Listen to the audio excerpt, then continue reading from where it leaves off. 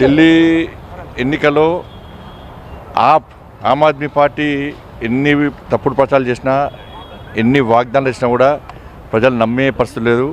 ఒక జైలుకు పోయిన వ్యక్తి, అక్రమంగా కేసులో జైలుకు పోయిన వ్యక్తి, అక్రమ సంపాదనలో జైలుకు పోయిన వ్యక్తి, అక్రమ దందాలో జైలుకు పోయిన వ్యక్తి ఇవాళ రాష్ట్ర ప్రజలు ఏ విధంగా పాలిస్తారనేటువంటి విషయాన్ని వాళ్ళ ప్రజలు గమనించారు.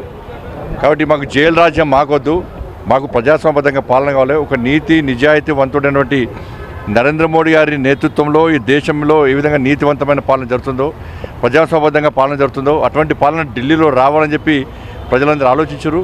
అందుకే చీపుడుతో మొత్తం ఊడ్చి సాఫ్ చేసినటువంటి పరిస్థితి అలా ఢిల్లీలో చూస్తున్నాం. వారు వన్ సైడ్ విధంగా ఇలా భారతీయ జనతా పార్టీకి అనుకూలంగా ఇలా ఫలితాలు వస్తున్నాయి.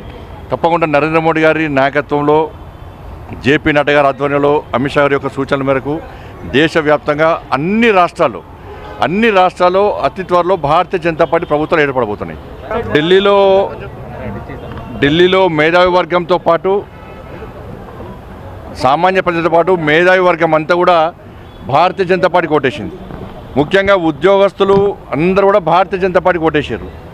కాబట్టి ఢిల్లీ మాదే, నెక్స్ట్ జరిగేటువంటి ఎమ్మెల్సీ ఎన్నికలు కూడా మాయే.